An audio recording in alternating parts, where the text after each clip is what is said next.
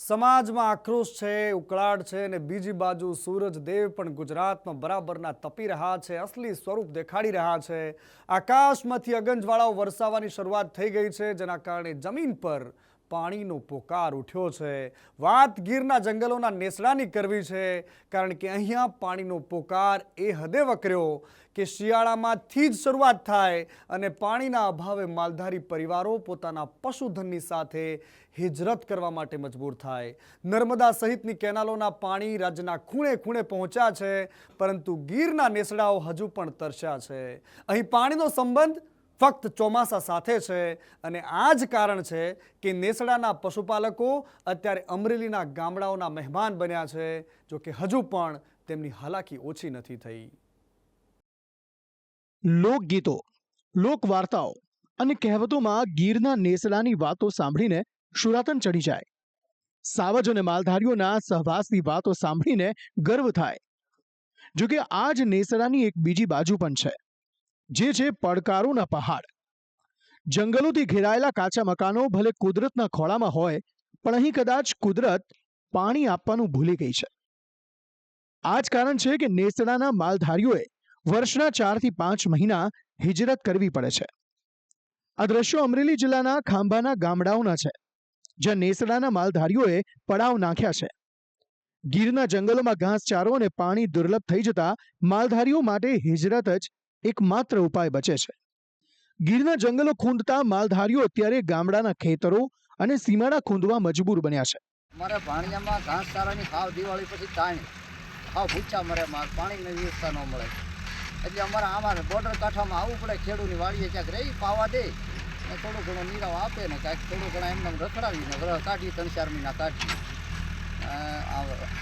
ભાણિયામાં નો માલવાળાનું પોહણ થાય, રેબડી ખાલી થઈ જાય, રેબડીમાં નથી માલ, બીજા રાથળીમાં નથી, રાથળીની ના માલ થાય બધા આ બોર્ડર કાંઠા કોઈ આમ વ્યાવ્યા, કોઈ ઇન્દોરાળા વ્યાવ્યા, કોઈ આમ હાથમોળી ખમોટિયાળું એમાં વ્યા ગયા, બધાને ભાગવું પડે છે, કાંઈ એમાં છે નહીં શું રહેવું।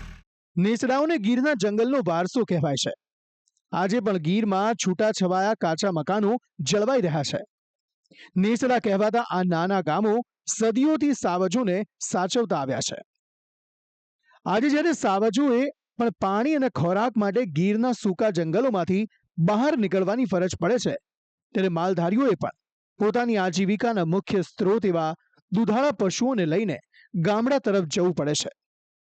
ગીરના જંગલમાં વસતા રેવડીનેસ, રાજસ્થળીનેસ, લોકીનેસ, દોઢીનેસ, આહુન્દ્રારીનેસ, ઉમરિયાનેસ, છાપરાનેસ અને ભાણિયાનેસ જેવા નેસડા સાવ ખાલીખમ થઈ ગયા છે। જંગલોની શાંતિ સાથે એકાકાર થઈ ગયા છે। અહીં વસતા માલધારીઓ અત્યારે ગીરના રેવન્યુ વિસ્તારના ગામડાઓની બહાર છાવણી નાખીને આશરો લઈ રહ્યા છે। તેમના પશુઓને અહીં ઘાસચારો અને પાણી મળી રહે છે। પશુઓને ચરાવવામાં તેમનો આખો દિવસ પસાર થઈ જાય છે। કારણ કે અમારે એ રીતે આવવું પડે, કારણ કે અત્યારે અહીંયા સારો ન હોય, પાણી ન હોય, એટલે અમે ત્યાંથી નીકળી જઈએ, પણ અમારે શું એને નિભાવવા ગામના આજુબાજુના ગામડાઓમાં આવવું પડે, એટલે એ રીતે અમે નીકળી ગયા છીએ। કેટલા માલ છે? 30-35 માલ છે, એટલે પછી અમારે પાછું જેઠ મહિને વ્યૂ જવાનું હોય, વરસાદ પાણી થઈ જાય ને સરવાના અહીંયા થઈ જાય એટલે અમે જતા રહીએ।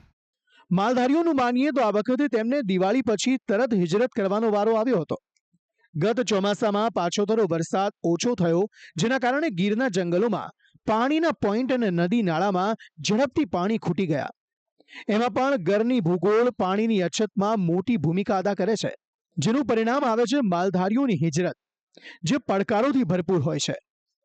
પોતાની જગ્યા હોવા છતાં માલધારીઓએ બીજાના જગ્યામાં આશરો લેવો પડે છે।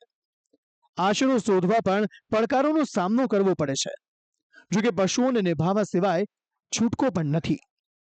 ના ઘાસ સારો કે પાણીનો નથી, એટલે અમારે ફરવું પડે છે। દિવાળી પછી અમે આવી આવી, બરોબર, ના ખડ કે કાંઈ છે નહીં, ઘાસ કે પાણી, એટલે જંગલમાંથી અમે અહીંયા ઠેઠ જેઠ મહિના સુધી રહીશું ભાઈ।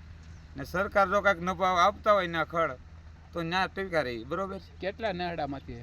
રેબડી, રાથળી ને વાણિયાળો ગુનો એ હંધાય ફરી જ જાય છે, ત્યારે કોઈ ને ખાલી છે હંધાય, એ ખડ ને ઘાસ ને ઓલે બીજા જાય છે। પાછા જંગલમાં ક્યારે જાવ? હવે ઠેઠ મેં થાય તે અમે ફરશું।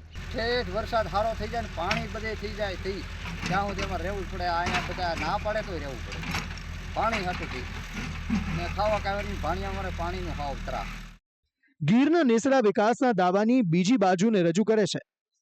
સદીઓથી નેસડામાં વસતા લોકો માટે પાણીની કાયમી વ્યવસ્થા નથી કરી શકાઈ તે વાત પોતાનામાં જ આશ્ચર્યજનક છે. સવાલ એ છે કે ચૂંટાયેલા પ્રતિનિધિઓને નેસડાઓની આ સમસ્યા કેમ નથી દેખાતી? વહીવટી તંત્ર કેમ અછતગ્રસ્ત સમયમાં અહીં પાણી નથી પહોંચાડી શકતું? માલધારીઓને કેમ ભગવાન ભરોસે છોડી દેવાય છે? જો સરકારશ્રી આ બાબતનો તાત્કાલિક પાણી અને ઘાસચારાની વ્યવસ્થા કરે તો ગામડાઓના માલધારીઓને હિજરત ન કરવી પડે અને તેમને ત્યાં ને ત્યાંનો વસવાટ જે છે નેસડાઓમાં ત્યાં ને ત્યાં રહી. એટલે અમે પાર્ટી વતી હું પણ ધારાસભ્યશ્રીને પણ હું રજૂઆત કરી છે કે ધારાસભ્યશ્રી સરકારશ્રીમાં પણ રજૂઆત કરે અને તાત્કાલિક વ્યવસ્થા થાય તેવું ઉપરના આગેવાનોને નમ્ર વિનંતી કરીએ છીએ કે કરવા વિનંતી. હજુ તો આ ઉનાળાની શરૂઆત છે. માલધારીઓએ જ્યાં આશરો લીધો છે ત્યાં પણ આગળ જતા પાણીનો પોકાર સર્જાઈ શકે છે. એવામાં ગીરના માલધારીઓની જિંદગી પડકારનો પર્યાય બની રહે છે. ભાવિક કળસરિયા, સંદેશ ન્યૂઝ, અમરેલી.